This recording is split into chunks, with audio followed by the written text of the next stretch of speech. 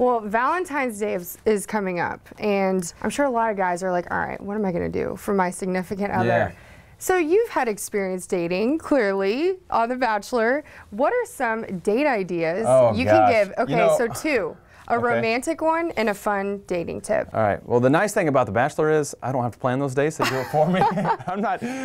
Catherine will tell you, I'm not the most creative person, but I'd say romantic.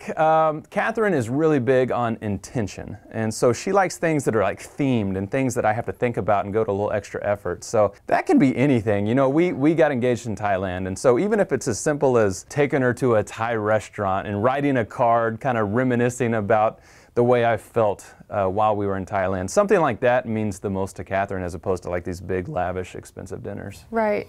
Something fun. I'm all about doing crazy, like pulse-pounding things. Catherine and I went skydiving, which was awesome. Nice. Yes. I haven't done that yet. I need so to if you're brave enough to go skydiving, I think that's a great fun date. I love you. You're falling through the air. Exactly. That's awesome. All right. Well, those are some great date tips. So thank you for stopping by, and check out his new book, For the Right Reasons.